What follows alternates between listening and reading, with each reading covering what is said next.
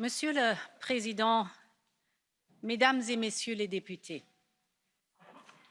l'un des esprits les plus courageux de notre époque, Andrei Sakharov, un homme tant admiré par ce Parlement, parlait toujours de sa foi inébranlable dans la force cachée de l'esprit humain. Au cours de ces 6 derniers mois, les Européens ont fait preuve de toute cette force. Nous l'avons vu avec les soignants qui ont déménagé dans les maisons de retraite pour s'occuper des malades et des personnes âgées, avec les médecins et les infirmières qui sont devenus membres de familles pour les malades arrivés à leur dernier souffle, et avec tous les travailleurs de première ligne qui, jour et nuit, semaine après semaine, ont pris des risques pour nous tous. Leur empathie, leur courage et leur sens du devoir nous inspirent. Et je voudrais commencer ce discours en leur rendant hommage.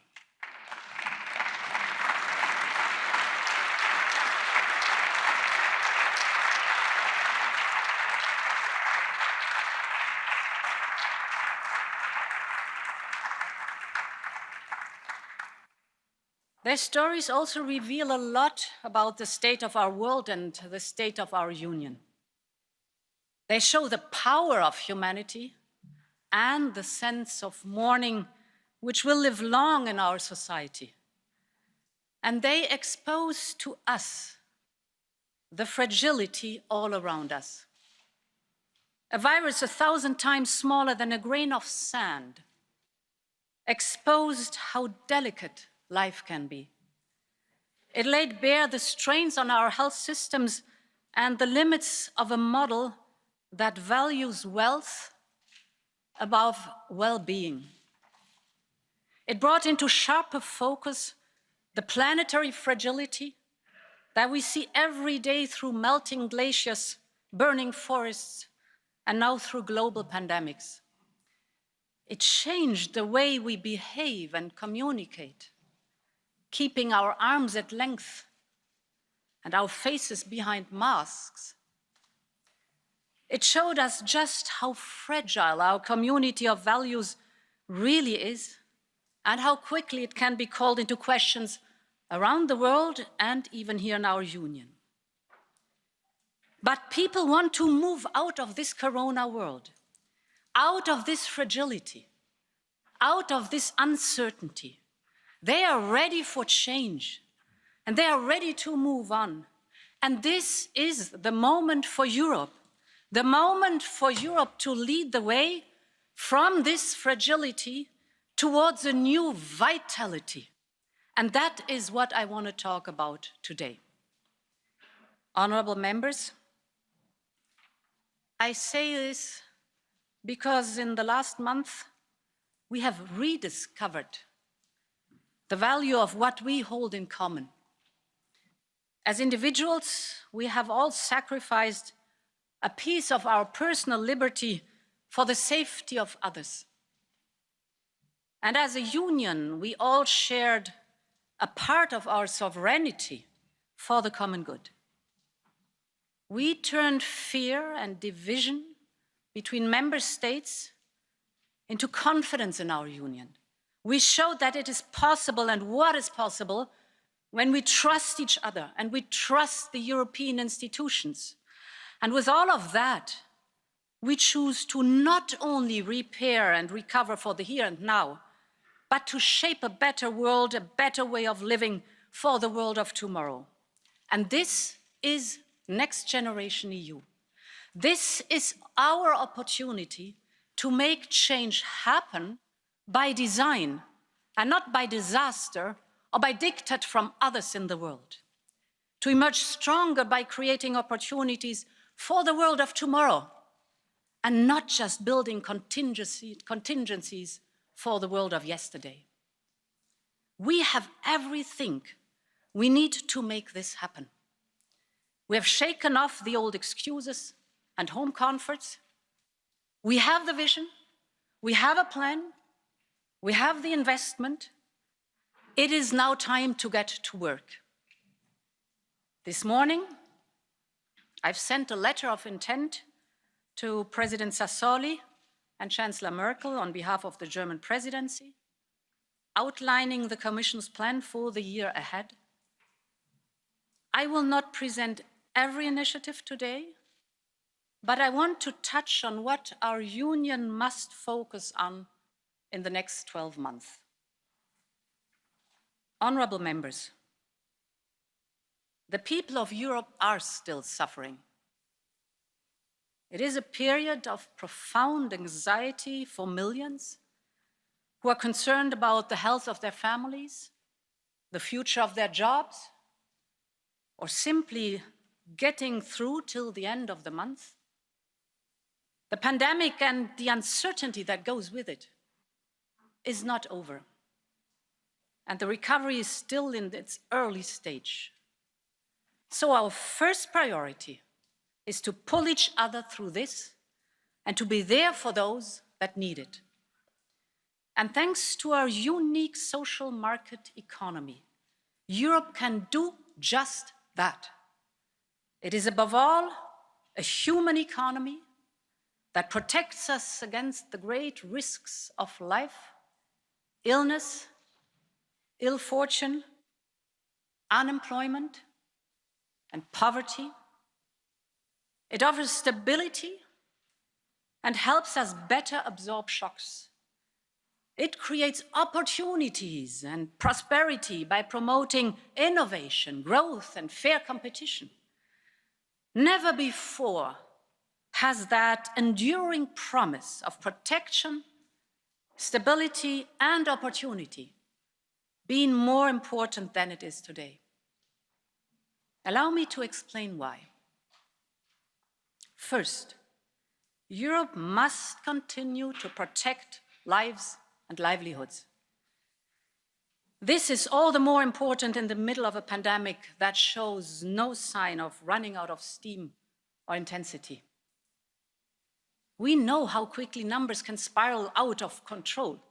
So we must continue to handle this pandemic with extreme care, responsibility, and unity. In the last 6 months, our health systems and workers have produced miracles. Every country has worked to do its best for its citizens, and Europe has done more together than ever before. When the member states closed borders, we created green lanes for goods. When more than 600,000 European citizens were stranded all over the world, the EU brought them back home.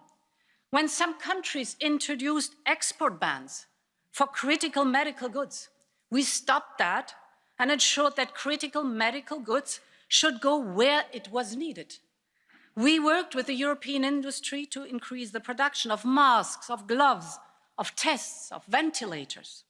Our civil protection mechanism ensured that doctors from Romania could treat patients in Italy, or that Latvia could send masks to its Baltic neighbors. And we achieved all that without having full competencies. So for me, it is crystal clear. We need to build a stronger European health union. It is time to do that.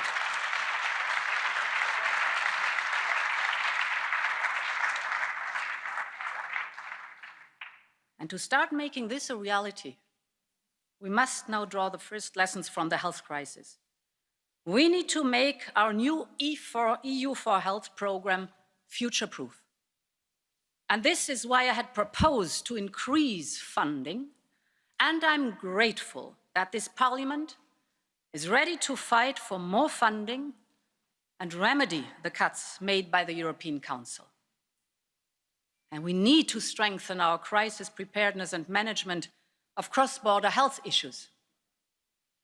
As a first step, we will propose to reinforce and empower the European Medicines Agency and ECDC, our Center for Disease Prevention and Control.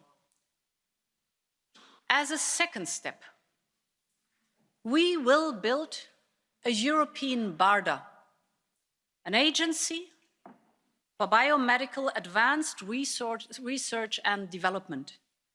This new agency will support our capacity and readiness to respond to cross-border threats and emergencies, whether of natural or deliberate origin.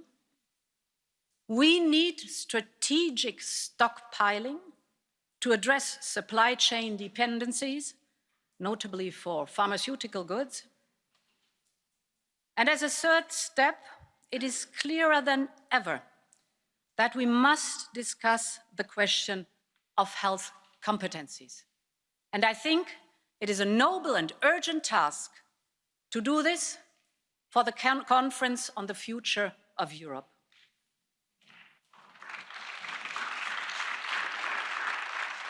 And finally, and because it was a global crisis, we need to learn the global lessons. This is why, along with Prime Minister Conte and the Italian G20 presidency next year, I will convene a global health summit next year in Italy.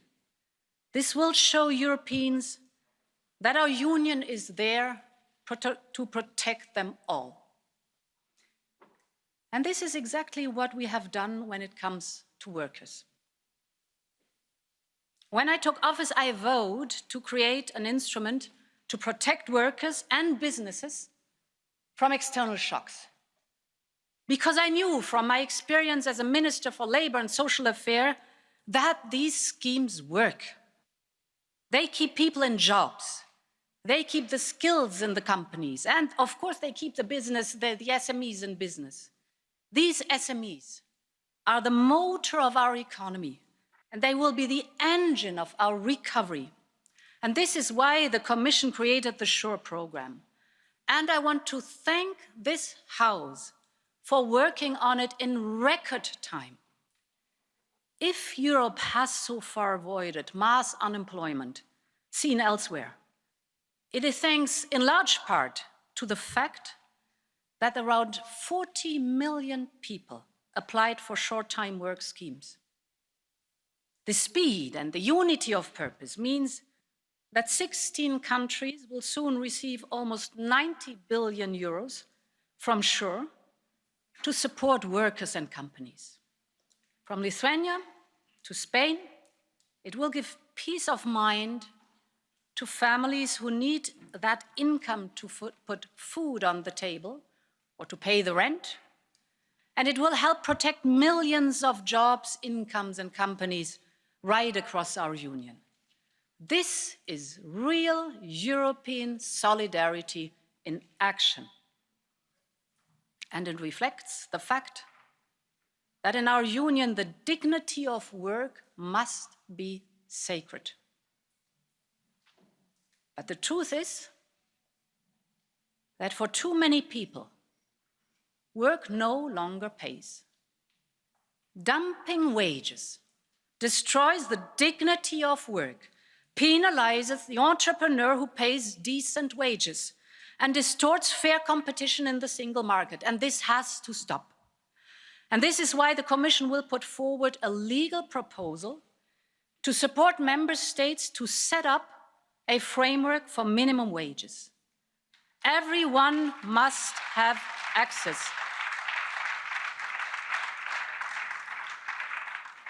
Everyone must have access to minimum wages, either through collective bargaining or through statutory minimum wages.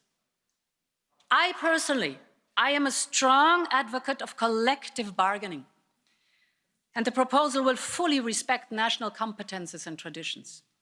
We have seen in many member states that introduced collectively bargained minimum wages how a well-negotiated minimum wage secures jobs and creates fairness, both for the workers and for the companies who really value them. So, honorable members, minimum wages work, and it is time that work paid.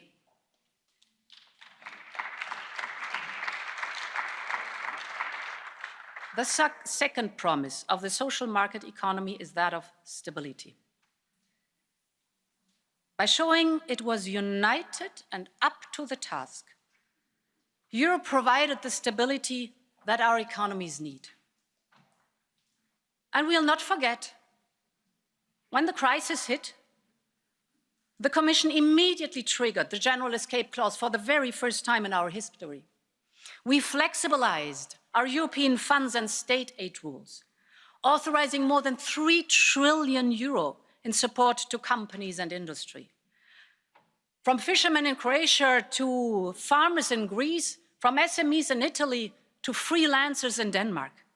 The European Central Bank took decisive action through the PEP program. The Commission proposed Next Generation EU in record time, thus combining investment and the much needed reforms. The Council endorsed it in record time. This House is working towards voting on it with maximum speed. Honourable members, for the first time and for exceptional times, Europe has put in place its own common tools to complement national fiscal stabilizers. This is a remarkable moment of unity in the European Union, and this is an achievement we should take collective pride in. We made that.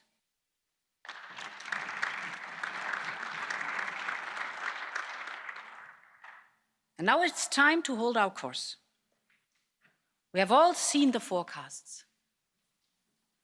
We can expect our economies to start moving again after a 12% drop in GDP in the second quarter.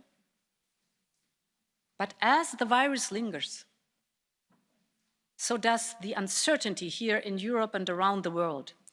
So this is definitely not the time to withdraw support. Our economies need continued policy support, and a delicate balance will need to be struck between providing financial support and ensuring fiscal sustainability. In the longer term, there is no greater way to stability and competitiveness than through a stronger economic and monetary union. Confidence in the euro has never been stronger. The historic agreement on Next Generation EU shows the political backing that it has. And we must now use this opportunity to make structural reforms in our economies and complete the capital markets union and the banking union.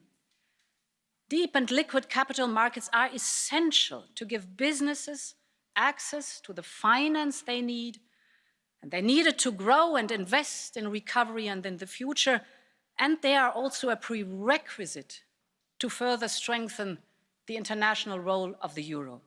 So let's get to work and finally complete this generational project. And the third enduring promise is the promise of opportunity. The pandemic reminded us of many things we may have forgotten or we may have taken for granted. We were reminded how linked our economies are and how crucial a fully functioning single market is to our prosperity and to the way we do things. The single market is all about opportunity. Opportunity for consumers to get value for money, opportunities for a company to sell everywhere in Europe, and opportunities for the industry to drive global competitiveness. And for all of us, it is about the opportunity to make the most of the freedoms we cherish as Europeans. It gives our companies the scale they need to prosper and the safe haven for them in times of troubles. We rely on it every day to make our lives easier, and it is crucial for managing the crisis and recovering our strength. So let's give it a boost. We must tear down the barriers of the single market. We must cut red tape. We must step up implementation and enforcement, and we must restore the 4 freedoms in full and as fast as possible. The linchpin of this is a fully functioning Schengen area of free movement. And we will work with Parliament and Member States to bring this high up on our political agenda, and we will propose a new strategy for the future of Schengen. Based on this strong internal market, the European industry has long powered our economy, providing a stable living for millions and creating the social hubs around which our communities are built. We presented a new industry strategy in March to ensure industry could lead the twin green and digital transition. The last 6 months have only accelerated that transformation. At a time when the global competitive landscape is fundamentally changing. Us too, we have to keep up. And this is why we will update our industry strategy in the first half of next year and adapt our competition framework, which should also keep pace. Honorable members, all this will ensure Europe gets back on its feet. But as we pull through together, we must also propel ourselves forward in the world of tomorrow. And there is no urgent need for acceleration, no more urgent need for acceleration than when it comes to the future of our fragile planet. While much of the world's activity froze during lockdowns and shutdowns, the planet continued to get dangerously hotter. And we see it all around us. From houses evacuated due to the glacier collapse on the Mont Blanc, to fires burning through Oregon, to crops destroyed in Romania by the most severe droughts in decades. But we also saw nature coming back into our lives. We longed for green spaces and clean air, for our mental health and our physical well-being. We know change is needed, and we also know it is possible. The European Green Deal is our blueprint to make that transformation. At the heart of it is our mission to become the first climate-neutral continent in 2050. But we will not get there with the status quo. We need to go faster, and we need to do things better. We looked in depth in every sector to see how fast we could go and how to do it in a responsible, evidence-based way. We held a wide public consultation and conducted an extensive impact assessment. And on this basis, the European Commission is proposing to increase the 2030 targets for emission reduction to at least 55%.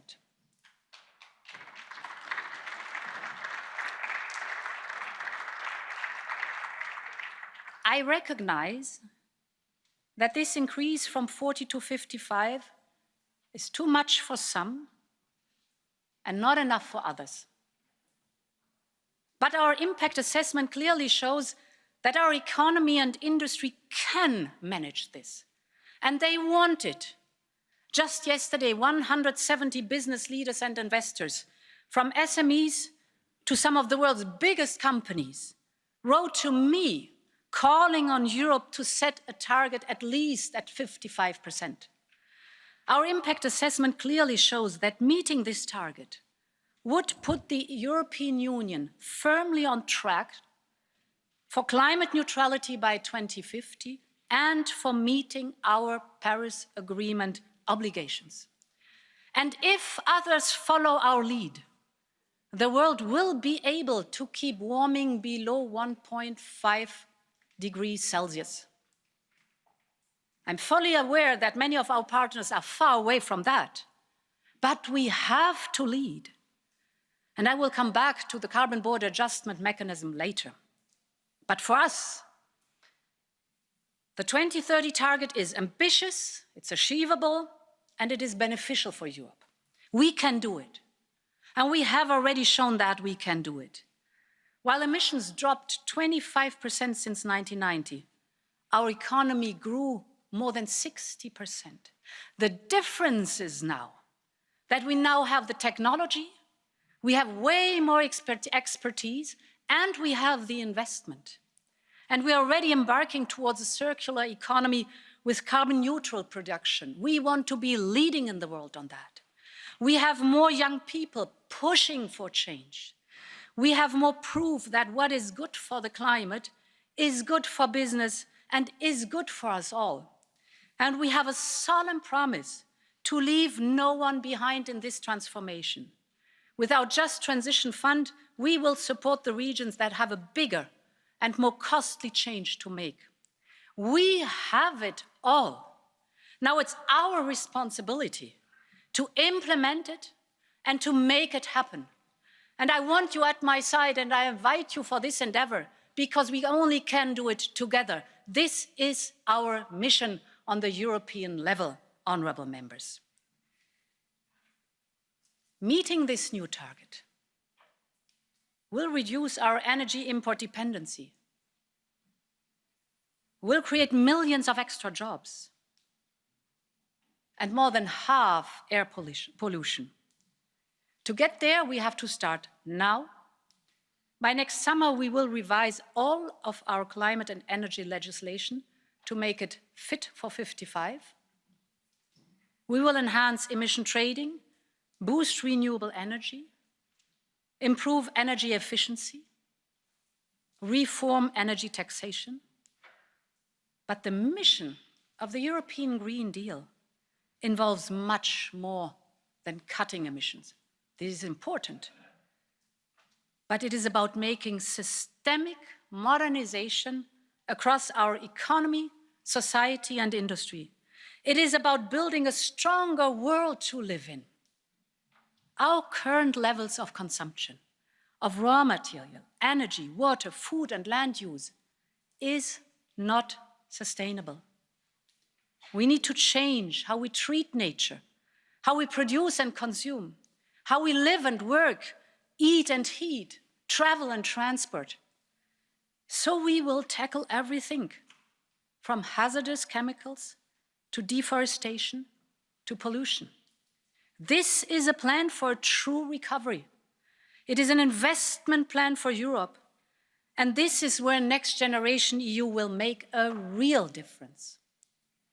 Firstly, 37% of Next Generation EU will be spent directly on our European Green Deal objectives. And I will ensure that it also takes green financing to the next level. We are world leaders in green finance, and we are the largest issuer of green bonds worldwide. We are leading the way in developing a reliable EU green bond standard. And I can announce today that we will set a target of 30% of Next Generation EU's 750 billion euros to be raised through green bonds. Secondly, Next Generation EU should invest in lighthouse European projects with the biggest impact: hydrogen, renovation, and 1 million electric charging points. And allow me to explain how this could work. 2 weeks ago in Sweden, a unique fossil-free steel pilot began test operations. It will replace coal with hydrogen to produce clean steel. This shows the potential of hydrogen to support our industry with a clean license to operate. I want Next Generation EU to create new European hydrogen valleys, to modernize our industries, to power our vehicles, and to bring new life to our rural areas. The second example. are the buildings we live and work in. Our buildings generate more than 40% of our emissions. They need to become less wasteful, less expensive, and more sustainable. And we know that the construction sector can even be turned from a carbon source into a carbon sink if organic building materials like wood and smart technologies like AI are being used. So I want Next Generation EU to kickstart a European renovation wave and make our union a leader in the circular economy. But this is not just an environmental or economic project. It needs to be a new cultural project for Europe. Every movement has its own look and feel. And we need to give our systemic change its own distinct aesthetics to match style with sustainability. And this is why we will set up a new European Bauhaus, a co-creation space where architects, artists, students, engineers, designers work together to make that happen. This is Next Generation EU. This is shaping the world we want to live in. A world served by an economy that cuts emission, boosts competitiveness, reduces energy poverty, creates rewarding jobs, and improves quality of life. A world where we use digital technologies to build a healthier, a greener society. And this can only be achieved if we all do it together. And I will insist that recovery plans don't just bring us out of the crisis, but also help us propel Europe forward in the world of tomorrow. Sehr geehrte Damen und Herren Abgeordnete, stellen wir uns einen Moment diese Pandemie vor, ohne das Digitale. Quarantäne, vollständig isoliert von Familie und Gemeinschaft, abgeschnitten von der Arbeitswelt, gewaltige Versorgungsprobleme. So oder so ähnlich muss es wohl vor 100 Jahren bei der letzten Pandemie ausgesehen haben. Ein Jahrhundert später erlaubt uns moderne Technologie bei einer schlimmen Pandemie, dass junge Menschen aus der Ferne lernen zu Hause, Millionen von Menschen von zu Hause aus arbeiten. Sie ermöglicht Unternehmen, die Produktion am Laufenden zu halten und ihre Produkte zu vertreiben. Und sie ermöglicht öffentlichen Verwaltungen, wichtige Dienstleistungen für Bürgerinnen und Bürger zu erbringen. Wir haben in wenigen Wochen mehr digitale Innovation und Transformation erlebt als sonst in Jahren. Aber wir stoßen an die Grenzen dessen, was wir auf analogem Weg noch tun können. Und diese digitale Beschleunigung hat gerade erst begonnen. Das kommende Jahrzehnt muss Europas Digital Decade sein. Und wir brauchen einen gemeinsamen Plan für das digitale Europa mit ganz klar definierten Zielen bis 2050. Wir brauchen Ziele bis 2030, unter anderem in den Feldern Konnektivität, digitale Kompetenzen, öffentliche Verwaltung und vieles anderes mehr. Und wir brauchen klare Prinzipien. Das Recht auf Privatsphäre, das Recht auf Zugang, freie Meinungsäußerung, freier Datenfluss und Cybersicherheit. Und um das zu erreichen, muss Europa jetzt führen. Oder es wird lange anderen folgen müssen und die dann für uns die Standards setzen. Deswegen müssen wir schnell handeln und wir müssen entschlossen handeln. Und es gibt 3 Bereiche, auf die wir uns meiner Meinung nach konzentrieren müssen. Zuerst die Daten. Bei den personalisierten Daten, Business to Consumer, war Europa zu langsam und ist nun auf andere angewiesen. Aber das darf uns bei den Industriedaten nicht passieren. Und hier ist die gute Nachricht, hier ist Europa in Führung.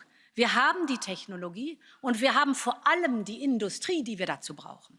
Aber das Rennen ist damit noch nicht gewonnen. Die Menge der Industriedaten in der Welt wird sich in den nächsten 5 Jahren vervierfachen.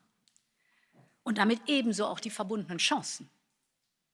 Das heißt, wir müssen jetzt unseren Unternehmen, jetzt unseren Mittelständlern, den Startups, den Forscherinnen die Möglichkeiten eröffnen, aus dem Vollen zu schöpfen. Industriedaten sind Gold wert, wenn es darum geht, neue Produkte und neue Dienstleistungen zu entwickeln. Die Realität sieht aber noch anders aus. 80% der Industriedaten, die gesammelt werden, werden leider nie genutzt. Das ist eine riesige Verschwendung. Eine echte Datenwirtschaft wäre hingegen ein kraftvoller Motor für Innovationen und für neue Arbeitsplätze. Und deshalb müssen wir diese Daten für Europa sichern und breit zugänglich machen. Dafür brauchen wir gemeinsame Datenräume, zum Beispiel im Energie- und Gesundheitswesen. Diese werden Innovationscluster stärken, in denen Universitäten, Unternehmen und Forschungseinrichtungen sicher auf die Daten zugreifen können und zusammenarbeiten können. Deshalb werden wir im Rahmen von Next Generation EU eine europäische Cloud aufbauen, auf der Grundlage von Gaia X. Der zweite Bereich, auf den wir uns konzentrieren müssen, ist die Technologie und hier insbesondere die künstliche Intelligenz.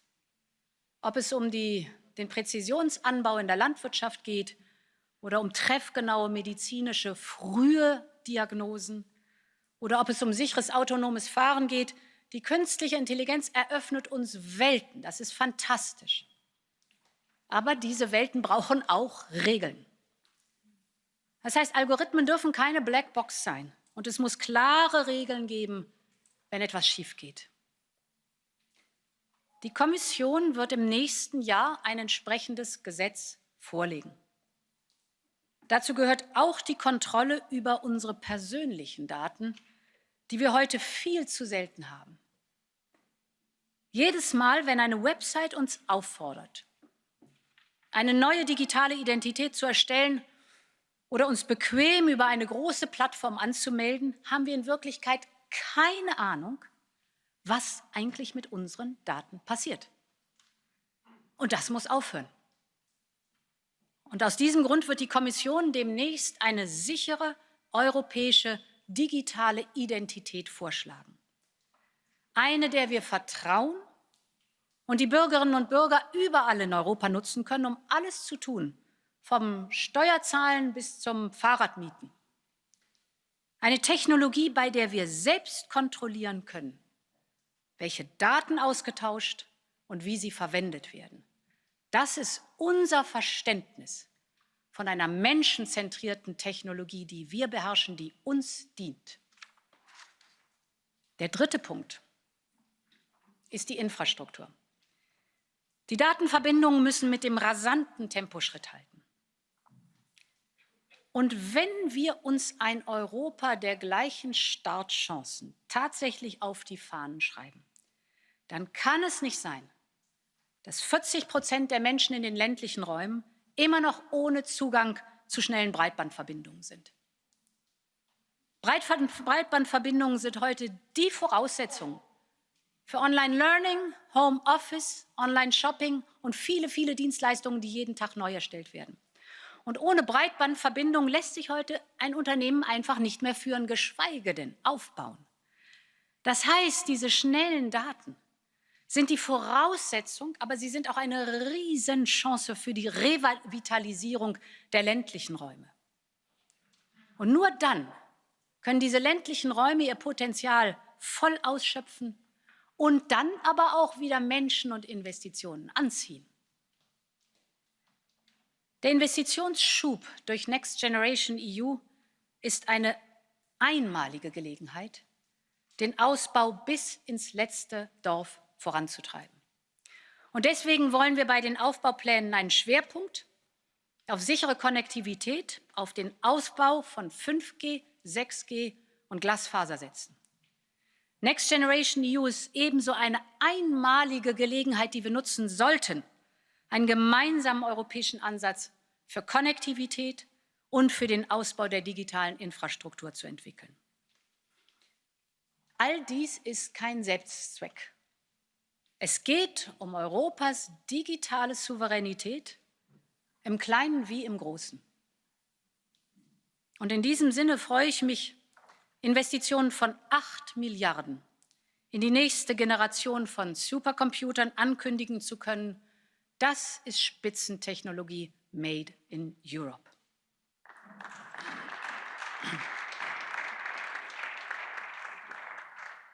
Und wir wollen, dass die europäische Industrie einen eigenen Mikroprozessor der nächsten Generation entwickelt, der uns erlaubt, die steigenden Datenmengen energieeffizient und sicher zu nutzen. Und all das und noch viel mehr gehört für mich zu Europas Digital Decade. Sehr geehrte Damen und Herren Abgeordnete, wenn Europa jetzt aufs Tempo drückt, müssen wir aber vor allen Dingen unsere Zögerlichkeit ablegen. Es geht vor allem darum, dass wir mehr Kontrolle über unsere Zukunft haben, Europa mehr Kontrolle über seine Zukunft geben. Wir haben alles, was es dazu braucht, um sie Wirklichkeit werden zu lassen. Der Privatsektor wartet dringend auf einen Plan. Der ist jetzt da. Und es gab noch nie einen besseren Zeitpunkt, um in europäische Technologieunternehmen zu investieren. Überall, von Sofia bis Lissabon bis Katowice, neue digitale Cluster aufzubauen. Wir haben die Menschen, wir haben die Ideen, wir haben die Investitionskraft, um als Europäische Union erfolgreich zu sein. Deshalb werden wir 20% von Next Generation EU in das Digitale investieren. Und wir wollen damit den europäischen Weg ins Digitalzeitalter gehen, basierend auf unseren Werten, unserer Stärke und unseren Ambitionen. Honorable members, Europe is determined to use this transition to build the world we want to live in. And that, of course, extends well beyond our external borders. The pandemic has simultaneously shown both the fragility of the global system and the importance of cooperation to tackle collective change. And in the face of the crisis, some around the world choose to retreat into isolation. Others actively destabilize the system. Europe chooses to reach out. Our leadership is not about self-serving propaganda. It is not about Europe first. It is about being the first to seriously answer the call when it is needed. In the pandemic, European planes delivering thousands of tons of protective equipment landed everywhere, from Sudan to Afghanistan, Somalia to Venezuela. We know no of us will ever be safe until all of us are safe. And we know wherever we live, whatever we have, there has to be access, affordable and safe access to vaccines, treatments, and diagnostics. At the beginning of the pandemic, there was no funding, there was no global framework for a COVID-19 vaccine. There was just the rush to be the first one to get one.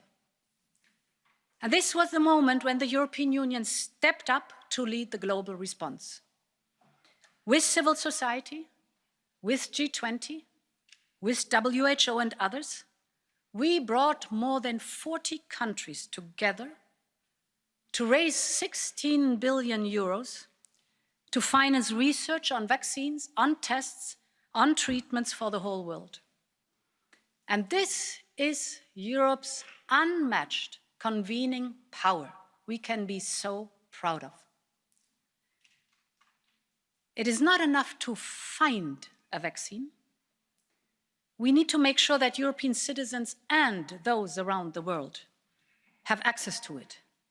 And just this month, the European Union joined the COVAX Global Facility and contributed 400 million euro to help ensure that safe vaccines are available not only for those who can afford it, but for everyone who needs it. Because we know vaccine nationalism puts lives at risk Only vaccine cooperation saves lives.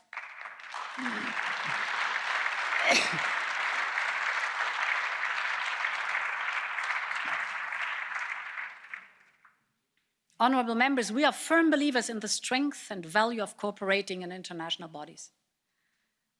It is with a strong United Nations that we can find long-term solutions for crises like Libya and Syria. It is with a strong World Health Organization that we can better prepare and respond to global pandemics or local outbreaks, be it Corona or Ebola.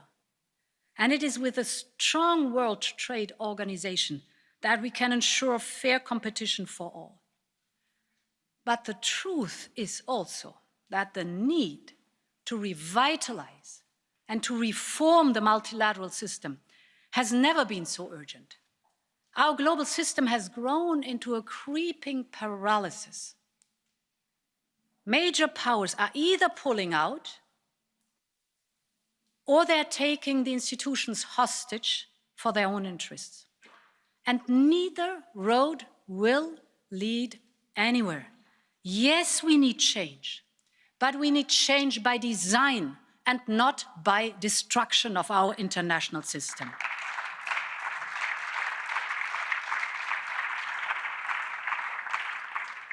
And this is why I want the European Union to lead reforms on WHO and WTO so that they are fit for today's world. But we know that multilateral reforms take time, and in the meantime, the world will not stop. Without any doubt, there's a clear need for Europe to take clear positions and quick actions on global affairs. 2 days ago, the latest EU-China leaders meeting took place. The relationship between the European Union and China is simultaneously one of the most strategically important and one of the most challenging we have. And from the outset, we have said China is a negotiating partner, an economic competitor, and a systemic rival. We have interests in common on issues such as climate change, and China has shown it is willing to engage through a high-level dialogue, but we expect also China to live up to its commitments in the Paris Agreement and to lead by example. In the economic field, there's still hard work to do on a fair market access for European companies, reciprocity and overcapacity. And we continue to have an unbalanced trade and investment partnership. And there is no doubt that we promote very different systems of governance and society. We believe in the universal value of democracy and the rights of the individual. Europe is certainly not without issues. Think, for example, of growing anti-Semitism. But criticism and opposition, we discuss them here publicly. Criticism and opposition are not only accepted, but they are legally protected. There is an open debate about all these issues. So we must call out human rights abuses whenever and wherever they occur, be it on Hong Kong or be it with the Uyghurs.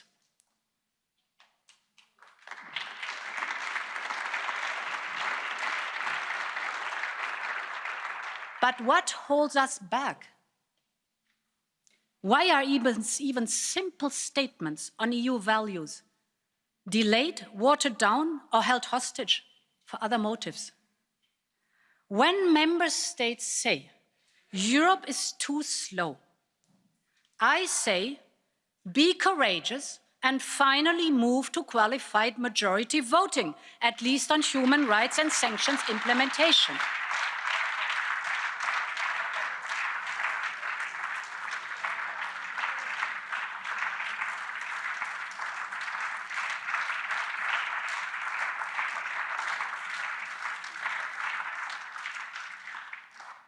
This House has called many times for a European Magnitsky Act. And I can announce that we will now come forward with a proposal. We need to complete our toolbox.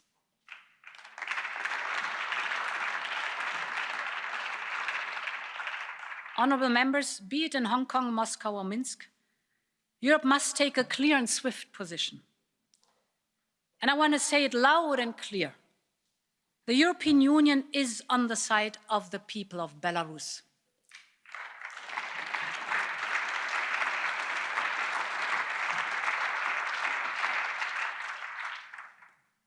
We have all been moved by the immense courage of those peacefully gathering in the Independence Square or taking part in the fearless Women's March.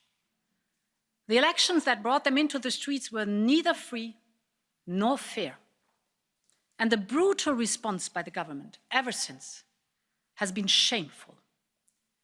The people of Belarus must be free to decide their own future for themselves. They are not pieces on someone else's chessboard.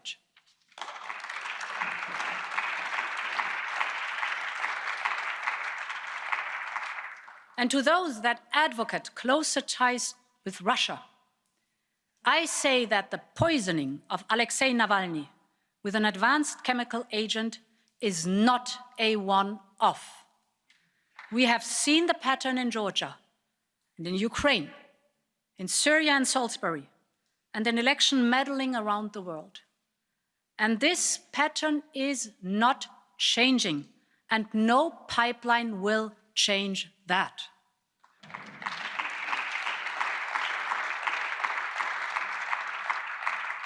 Turkey is and will always be an important neighbor. But while we are close together on the map, the distance between us appears to be growing. Yes, Turkey is in a troubled neighborhood. And yes, it is hosting millions of refugees, for which we support them with considerable funding. But none of this is justification for attempts to intimidate their neighbors. Our member states, Cyprus and Greece, can always count on Europe's full solidarity on protecting their legitimate sovereignty rights.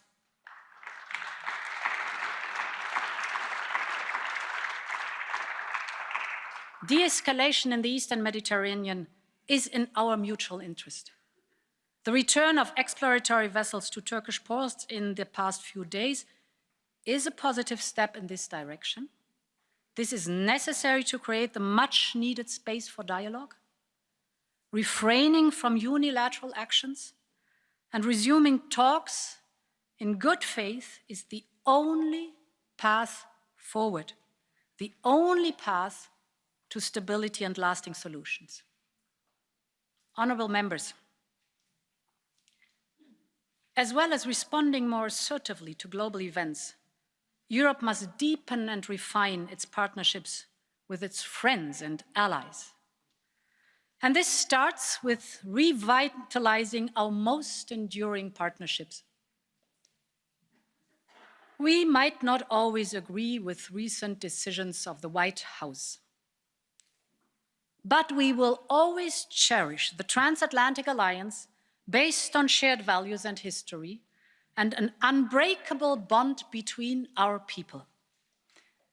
So what may happen later this year, we are ready to build a new transatlantic agenda to strengthen our bilateral partnership, be it on trade, on tech, or taxation, and we are ready to work together on reforming the international system we built together, jointly with like-minded partners. For our own interests, and in the interest of the common good, we need new beginnings with old friends on both sides of the Atlantic and on both sides of the Channel.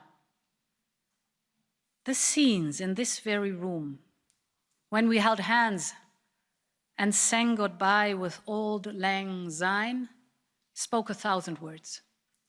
And they showed an affection for the British people that will never fade. But with every day that passes, the chances for a timely agreement do start to fade. Negotiations are always difficult, and we are used to that. And the Commission has the best and most experienced negotiator, Michel Barnier, to navigate us through that. But talks have not progressed as we would have wished, and that leaves us very little time.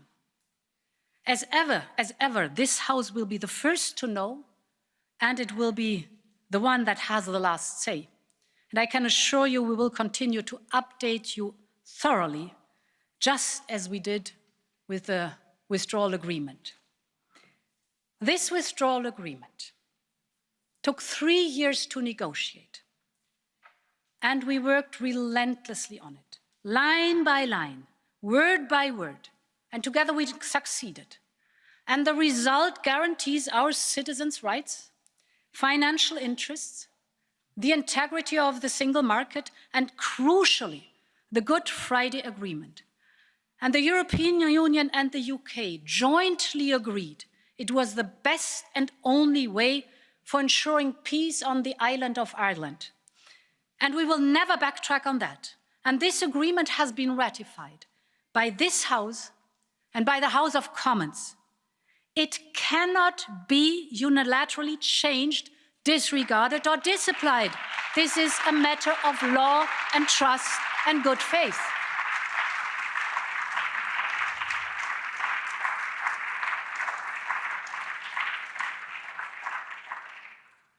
And that is not just me saying it. I remind you of the words of Margaret Thatcher. I quote, "Britain does not break treaties.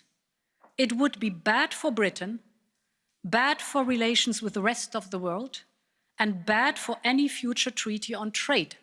End of quote. This was true then, and this is true today.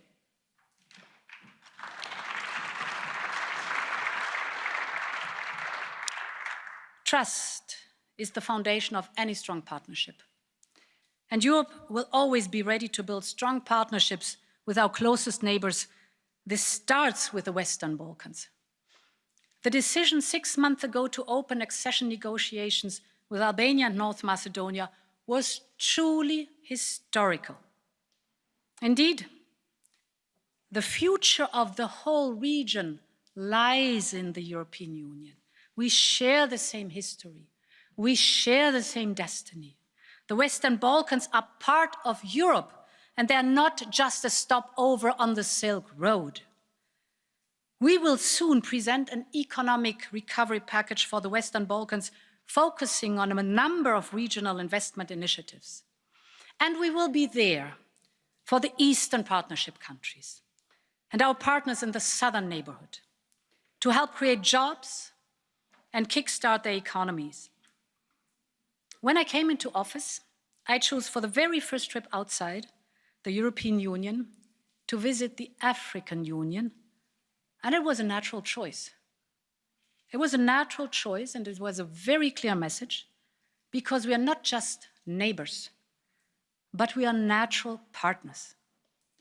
3 months later, I returned with my entire college to set out the priorities for our new strategy with Africa.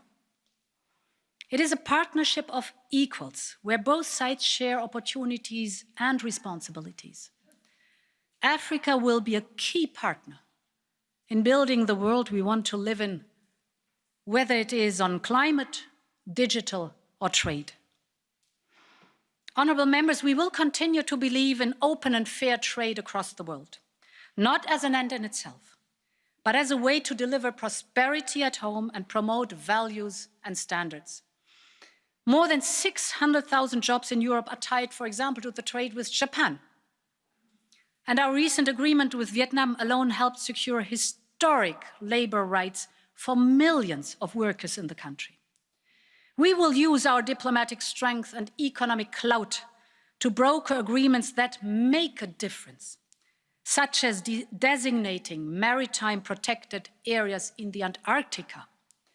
This would be one of the biggest acts of environmental protection in history. We will form high ambition coalitions on issues such as the digital ethics of fighting deforestation. And we will develop partnerships with all like-minded partners from Asian democracies to Australia, Africa, the Americas, and anyone else who wants to join. We will work on just globalization. We cannot take this for granted. We must insist on fairness and a level playing field. And Europe will always move forward, alone or with partners, to do that. I want to come back to the carbon border adjustment mechanism. Carbon must have its price, because nature cannot pay this price anymore. And this carbon border adjustment mechanism should motivate foreign producers and EU importers to reduce their carbon emissions, while ensuring that we level the playing field in a WTO-compatible way. The same principle applies to digital taxation. We will spare no effort to reach agreement in the framework of OECD and G20. But let there be no doubt, should an agreement fall short of a fair tax system that provides long-term sustainable revenues, Europe will come forward with a proposal early next year. I want Europe to be a global advocate for that. Honourable members, if Europe is to play a vital role in the world, it must also create new vitality inside. And to move forward, we must now overcome the differences that held us back. The historic agreement on Next Generation EU shows that it can be done. And the speed with which we took decisions on fiscal rules, state aid or SURE, all this shows it can be done. So let's do it. Migration is an issue that has been discussed long enough. Migration has always been a fact for Europe, and it will always be. Throughout centuries, it has defined our societies, it has enriched our cultures, and it has shaped many of our lives. And this will always be the case. As we all know, the 2015 migration crisis caused many deep divisions between member states, with some of those scars still healing today. A lot has been done since, but a lot is still missing.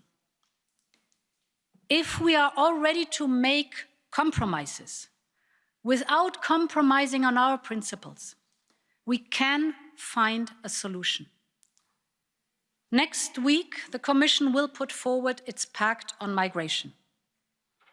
We will take a human and humane approach. And there are principles. Saving lives at sea is not optional.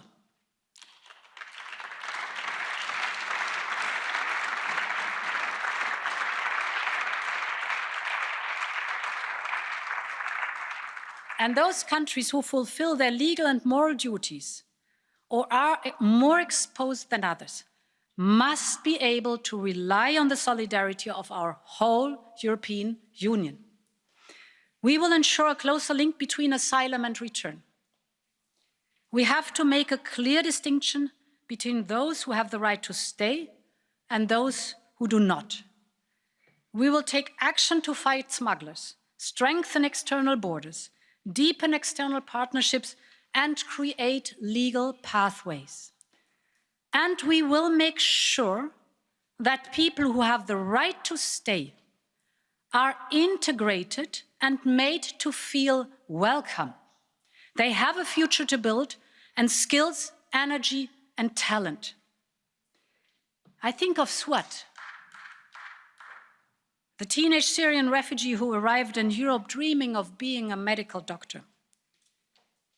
Within 3 years, she was awarded a prestigious scholarship from the Royal College of Surgeons in Ireland. I think of the Libyan and Somalian refugee doctors who offered their medical skills the moment the pandemic stuck in France. And last year, I told you of the story of Muas, whom I had the honor to meet. He is studying physics today in Europe. Honorable members, if we think about what they have overcome and what they have achieved, then we simply must be able to manage the question of migration together. The images of the Moria camp are a painful reminder of the need for Europe to come together. Everybody has to take a step up here and take responsibility. And the Commission will just do that. The Commission is now working on a plan for joint pilot with the Greek authorities for a new camp on Lesbos. We can assist with asylum and return processes and significantly improve the conditions for the refugees. But I want to be clear. If we step up, then I expect all member states to step up too. Migration is a European challenge, and the whole of Europe must do its part.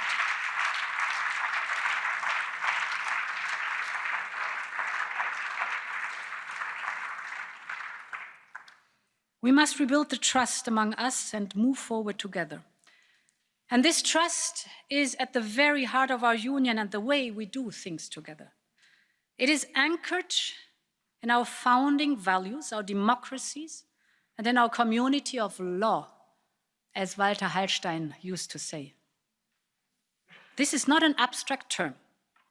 The rule of law helps protect people from the rule of the powerful. It is the guarantor of our most basics of everyday rights and freedoms. It allows us to give our opinion and to be informed by a free press. Before the end of the month, the Commission will adopt the first annual Rule of Law report covering all member states. It is a preventive tool for early detection of challenges and for finding solutions. I want this to be a starting point for Commission, Parliament and Member States to ensure there is no backsliding. The Commission attaches the highest importance to the rule of law. And this is why we will ensure that money from our budget and Next Generation EU is protected against any kind of fraud, corruption or conflict of interest. This is non-negotiable. But the last months have also reminded us how fragile it can be. We have a duty to always be vigilant, to care and nurture for the rule of law, and breaches of the rule of law cannot be tolerated. I will continue to defend it and the integrity of our European institutions, be it about the primacy of European law, the freedom of the press, the independence of the judiciary, or the sale of golden passports. European values are not for sale.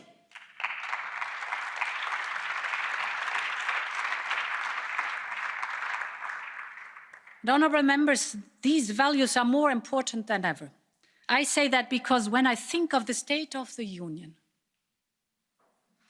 I am reminded of the words of John Hume, one of the great Europeans who sadly passed away this year. If so many people live in peace today on the island of Ireland, it is in large part because of his unwavering belief in humanity and conflict resolution.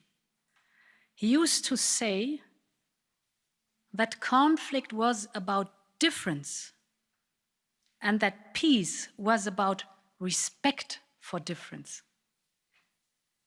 And as he so rightly reminded this House in 1998, and I quote, "The European visionaries decided that difference is not a threat. Difference is natural. Difference is the essence of humanity." End of quote.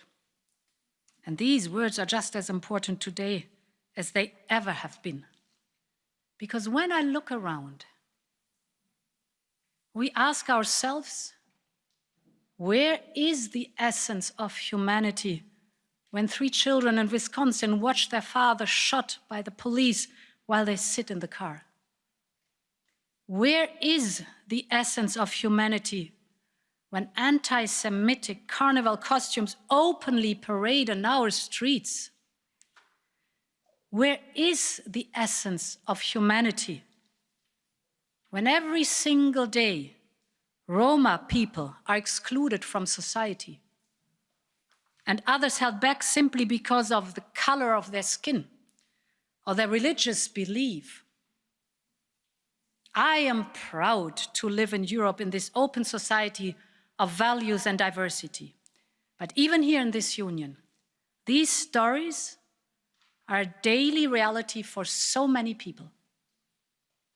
And this reminds us that progress on fighting racism and hate is fragile. It is hard won, but very easily lost. So now is the moment to make change, to build a truly anti-racist union that goes from condemnation to action. And the Commission is putting forward an action plan to start making that happen. As part of this, we will propose to extend the list of EU crimes to all forms of hate crime and hate speech, whether because of race, religion, gender, or sexuality. Hate is hate, and no one should have to put up with that.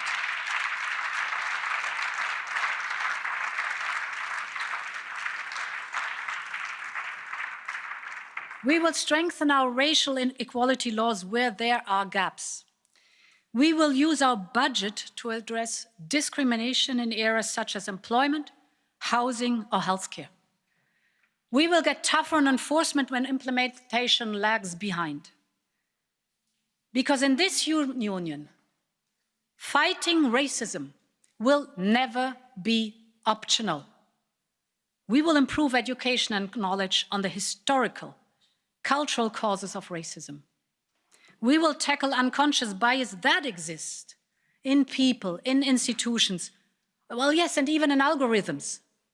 And we will appoint the Commission's first ever anti-racism coordinator to keep this at the top of our agenda and to work directly with people, civil society, and institutions.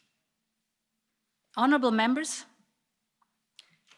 I will not rest when it comes to building a union of equality. A union where you can be who you are and love who you want, without fear and recrimination.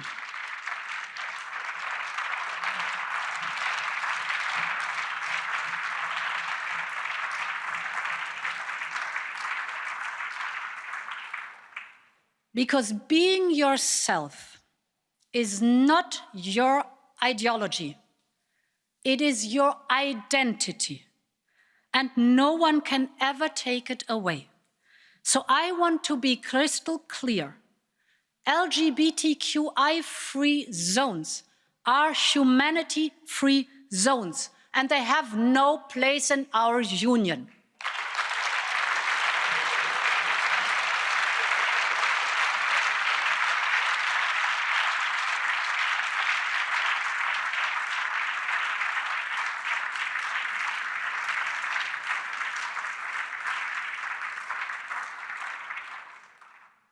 And to make sure that we support the whole community, the Commission will soon put forward a strategy to strengthen LGBTQI rights. As part of this, I will also push for mutual recognition of family relations in the EU, because if you are a parent in one country, you are, of course, a parent in every country.